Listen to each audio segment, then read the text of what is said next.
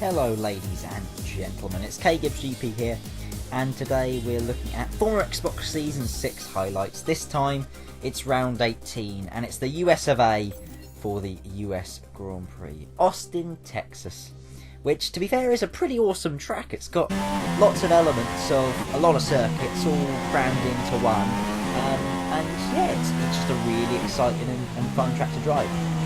So this is our quali lap. As you can see, come to the end now. Activate the DRS, come across the line, and it's a 1:38.110. Not the best qualifying session, as you can see from the results there. Drastic Devil even beats me, which I was particularly disappointed about, and did make him aware of the fact in the party chat. I was only 100th of a second off of him, though, to be fair, and I was half a second up on my second attempt, and absolutely threw it all away in the final sector, which of course is my fault anyway, but I just don't have the skill that RBZ does out front, I'm afraid. So it was him with another pole position again, and what it did mean is that of course we could pick what tyres we started on for the race, and to be fair, given that I finished P10 in qualifying in Malaysia, I'd rather finish P12 and have a choice on tyres than finish P10 and be locked into my qualifying tyres, basically. So we went with mediums, thinking we'll go long in the first stint and then maybe pull off a one-stop race. You see 3, 4 and 5 red lights. Lights out and away we go in P11 there with Drastic Devil ahead in P10 as we head up towards turn 1 now. It's going to be a conservative effort into turn 1. We don't want to collide with anybody. We're very close to the Ferrari up ahead. We're just about to make it through unscathed. Terrible line through T1 though, and that allows both Saubers through, as we see a little bit of contact ahead between Drastic Devil and a Mercedes, but it looks like it's probably worthy as Drastic gets a little bit further back on the grid, as we see the two Saubers still snaking their way through the S's up ahead of us. A little bit of ghosting there, which I don't really know why that was happening, but nevertheless it didn't make a difference to our race, as we're ducking and diving, weaving our way round the back of Vapid, trying to look for a way through, but through the S's it's nigh impossible. So we've settled in to what is P10. We're on for a point as it stands at the moment. Happy days, but that's not going to get us P9 or even P8 in the championship, as we've got Sam on the super soft tyre who over the back of us as well, but obviously that doesn't come to a lot as Warrior loses out to his teammate, and we're going down the inside now by the looks of him, heading into T9 on the brakes. Lock up a little bit the left front, but make the move stick. Warrior slams into the back of us there and spins out, gives us a bit of a boost as we head onto the back straight. There's no DRS at the moment, we weren't really in range anywhere. I think we were still ahead of the Warriors. We're hopefully headed through the detection. It's all irrelevant anyway, because DRS isn't enacted yet. Why am I even talking about it? I don't know. As we head up towards turn 1 now, we've got Payne on our outside. Might go to the inside, and McLaren's going to get the cut back on us. No, not quite this time. He still gets a good drive out of turn 1. We're going to be able to hold them off into the S's though, which is always important. But of course, later on in the lap, now DRS is active. He is going to be getting the DRS on us here, and you'd imagine he's going to come screaming past. And to be fair, given that Payne is both quicker than me and on a quicker tyre, there's not really much point fighting him anyway. So through he goes, and we tuck back behind him into P10 once again. So that move on Warrior, but ultimately made his way back through and all gets through. So I forgot that was going to happen. Gets a big swapper on the exit of turn 10. We then try and go around the outside there, but he forces us out wide, and Comundo's clearly had a drama there, just as he did in Malaysia. Drops down, well down the field, in fact, P10, and then even further back as we saw Casey went through, judging by the graphic. So into P8 now, as a couple of guys ahead have pitted, and we're in the slipstream of Vapid with the DRS as well, and we've got Casey closing us down. So after our battle in Malaysia, it looks like it's going to be a battle resumed basically between me and Casey, as I head down inside of Vapid.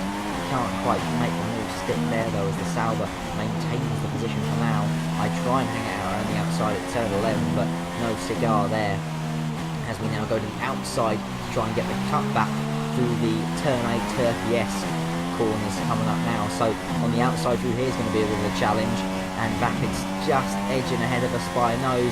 Tucks into the inside though. We're going to have the inside for turn 19, and yes, we make the move stick, so job done. We're up ahead of the Sauber and into P7, and now we want to build up a bit of a margin over the Sauber, so in case he makes his way through, he doesn't come sauntering past us as well. But just as I say that, Vapid is done yet, so he goes up the inside into turn 1. We're now on the outside heading into that corner. We're going to get good traction out of here though, so it's a drag race now down to turn 2, but I've already made the move stick on the Sauber, so we are now locked into what is P5 after several cars pitted there.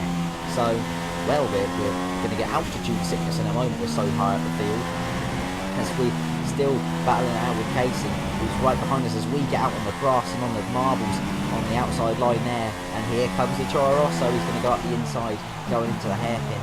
And you can imagine we'll also have DRS down this straight as well, because I imagine we're behind at the protection point. So we've got good traction though at the hairpin. So even if he does have DRS, which he does in fact, we might be able to tuck into a slipstream and do something on the brakes. But no, here comes Vapid. We've got to worry what's in our mirrors, not what's ahead of us. The Sauber goes down inside, heading into turn 10. Can't quite make the move stick though. We hang out around the outside and maintain position for now at least. It's Casey now in P5, I'm in P6, Vapid in P7, as this 3-car battle just carries on and on. And it's fantastic stuff to be a part of. So a great start to this race, very entertaining. We are doing well on our medium tyres. We're making this alternate strategy work. And what I was really pleased about at this point is that we are keeping good distance with the guys that are on the soft tyres. We're not losing a lot of ground. So it bodes well. Our pace is better than I thought it would be actually. Certainly better than what it was in Mexico, as we've got a safety car deployed. And this folks is where it gets very interesting, because of course we're on the medium tyres. This doesn't really play into our hands at all. As I try and pass the safety one here and nearly crash into it, that was a scary moment. This doesn't play into our hands at all, because we're on the medium tyres and we need to go further than everybody else. The problem is, of course, is that everyone's going to pit under the safety cars. You see Maestro and Casey ahead of us are going to do just that. They box, but we stay out. Because here's what I'm thinking. Obviously I don't have the pace to maintain the lead of the race, which I'm going to take, a net lead, can you believe it? I take the lead of the race, but I'm not going to be able to maintain that force on pace anyway, even if I have some fresh set tyre, I'm going to do that. And my theory is, if I get track position, then I can stay ahead of all of the, or I can at least bridge a gap to those guys I'm racing sort of in the lower end of the points. And then when I pit and put on the softer compound tyres towards the end, I'm then going to be faster at the end of the race and probably be able to make up some positions. So that's the theory. Will it play out to our advantage? Well, it all depends on how good our restart is, and that we don't get absolutely mauled by the field, who are always, you're going to look behind me in any second now, and we're going to see are all queued up behind me, there we go, ready to absolutely demote me. So I'm weaving to try and warm up my tyres. This is the first time, ladies and gents, I've led a race since Season 2 of Formula Xbox back in 2013. So this is very new territory, unfamiliar territory for me, as I get ready to pull a restart and pull away. I do not, as RBZ's all over the back of us. You can tell I'm a little bit rusty at leading the race as we lock up into the last corner as well. It's been an absolute shocker of a restart, but then again we didn't really expect it to be anything otherwise, as RBZ now in our slipstream. We're not going to fight him too hard, because of course he's not our race, as he now goes down the inside on his new medium tyres. We hang out around the outside, and sensationally we've actually managed to make a bit of a race of it. RBZ's now going to have the outside line for turn 2, hangs out around there. We're not going to fight into turn 3 though, that would be absolutely silly. We don't want to get involved in what is a championship battle between him and Luke, so we bail out of it. We've got Sinan behind us now in the Renault, who's all over our gearbox, and cars being all over my gearbox is something I have to get used to over the rest of this stint now, as all these faster guys are going to want to find a way past me. I'm just about wanted as much as toothache on a Monday morning at this point for these guys, who are all going to be very annoyed to see their rivals get away from them, as they're all bottled up behind me. Sinan goes through at the hairpin. Luke wants a piece of the action as well, and he's going to pass me surely on the slip, well not even on the slipstream, just going to go straight past me on the straight. So heading into turn 10 now on the brakes. Luke goes down the inside and makes a big mistake, of course. So the Toro Rosso gets past me. We've got SRL Payne behind me. He of course passed me earlier in this race, so he's used to at least the back of my rear wing for a little while. And as we cut a little bit further on now, SRL Payne is still behind us. We've maintained position for now. As you see up ahead, Luke and Sinan get very close together, and in that one Luke took a little bit of damage, which he did eventually have to pit for. So his race was compromised by that, as we've got Sinan and Payne now getting a little bit close with comfort behind me, as Payne he looks to the inside of the hairpin, goes down the inside there and makes the move stick. I'm of course not going to have DRS either, because you imagine he's ahead of me at the protection point, but he lags back a little bit there. So we've retained the position for now at least, as he gets in my DRS and he's heading, or in the slipstream I should say, and heads straight back past me again anyway. So that was short-lived, but a fun battle nonetheless. With lots of these guys, I'm looking to try and maintain position and get as much pace out of these tyres as I can in the last part of this stint. Maestro then has a look at the inside. I look back and just see an absolute train of cars behind me, but I'm holding up all of these faster guys. So plenty of battles to be had as Maestro gets it all crossed up on the exit from the corner there, if I get the power on.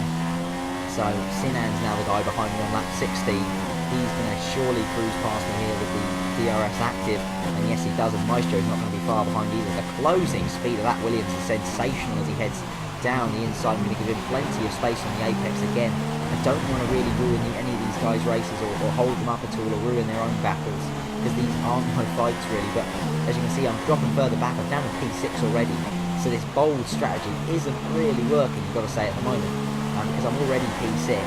If I box now, I'm going to come out, well, nearly dead last. So it's not really worked out quite the way I hoped.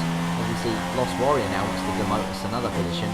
So we're in P5 at the moment, as Luke's already pitted up ahead of us. And we drop now to P6 with Warrior making his way past. Maestro and Warrior, curiously, I managed to hang on to the back of these guys for longer than I did anybody else in this stint. And this was just at the moment I'm considering boxing, so I'm considering making my pit stop and moving onto the soft tyres. Super soft's potentially an option, but that would be far too bold a call, and to be fair, the pace advantage I get for the first few laps on a super soft, it's not really worth the risk. And the risk would definitely be to try and get a super soft that far into the race, because there's still 10 laps left to run on this thing. So Maestro and Lost Warriors, as I said, you can see I managed to hang into the back of them quite well in the closing stages of what is an 18-lap opening stint. And finally I make my only pit stop of the day, as we just about get it stopped for the pit lane speed limit line, and 22 Red Bull mechanics await my arrival, a long anticipated arrival, as I move onto the soft compound tyres. And this is where the fun begins. So we've got 10 laps left, we're in P11. Luke set the fastest lap, he set the benchmark, and he's on a similar strategy to what I am after his contact with Sinan. So, how many places can we make up in this thing? And can we overtake anybody? Because overtaking is usually the thing I have trouble with. As we see, we've closed up on lap 22 now, up to the back of Vapid, and we're about to see here what the pace does. You see Luke off his exit stage left there, and he's dropped behind us, so we can be quick in this closing stage, and we could use another position to him as this race progresses. But with Vapid ahead of us now, you can see the closing speeds I have on there. Just being able to take so much more speed through the corners with such superior grip on the soft compound tyres versus his used mediums. So we activate the DRS, we get great traction out of the last corner, we set a new personal best for this race in terms of lap time, and we go up into P8. So the comeback is on. We're into P8, we've got Elusive Kev on medium tyres, used mediums of course, ahead of us in P7 in this Force India. So Kev flying high, you've got to say, great effort from him, but we want to go and snatch P7 away from him. Just a lap later, we are on the back of the Force India man in the slipstream. We're not quite as close to him as we were to Vapid the lap before, so it's going to be a bit more of a bold move as we head towards the inside again at turn 1. Later on the brakes than Kev is, managed to get it stopped, and he goes for a cheeky cutback here. He gets good traction at turn 1, but has the outside line for 2, and cannot make that stick on his medium. So P7 now, SRL Monster's the next one up the road, in P6 on his medium compound tyres. Can we catch him before the end? Yes we can. It's the last lap of the race as we look to get into SRL's Monster slipstream. He's trying to break the toe, as you can see, weaving across the road there. We don't have DRS because our DRS, believe it or not, fails on the last lap of the race. Can you believe my luck? Well, I go to the inside anyway with the slipstream. I don't want to send one up his inside there, especially in the last lap of the race, so we were a little bit more conservative. We've got a grip advantage, but it's going to be tough to pass in these corners. I try and get the cut back there, but that's going to give me the outside line through these next couple of corners. So we're going to have to go for another cutback, which is going to give me the outside line again. But we've got great traction out of here. As you see on the position indicators now, it looks like he's behind me, but he's not behind me. In fact, he's alongside. I've turned in, I've made contact with him, and it's disaster. As the Monster loses out to Luke as well. I've lost out, and I've run out of fuel as well to boot. So It's all gone absolutely Pete Tong in the closing stages here. Silent Mole Luke has gone cruising past, Monster's gone past, and I trundle home. Kev's gone past as well, but we'll probably take that back due to penalties. Yes, P7 will finish as I trundle home with no fuel left after contact with Monster. And it's P7 for now, which does, of course, as you've seen on Twitter, become P8 after numerous penalties were applied, including a penalty for me for contact with Monster. Now, I'd like to say at the end of this, I did say at the time that I thought I wasn't to blame for it. From my angle, it did look like, via the position indicators, you can go back and check if you'd like. The position indicators to me indicated that Monster was behind me, so I thought I could turn in to the corner because I didn't know he was alongside. Having reviewed his footage and seen the screenshots that have been sent to me, of course he was alongside. So if you're watching, apologies Monster, it's definitely not how I wanted to finish that race, and I'm just glad you got the position back in the end because that's the only fair result. But other than that, a very, very fun race. We went different on strategy. It kind of worked in the end, or at least it was a more entertaining and more adventurous way of doing things. So I hope you've enjoyed this race as much as I enjoyed racing in it. And until next time, folks, when we will be in Mexico for the Mexican Grand Prix, I shall see you very soon. Goodbye.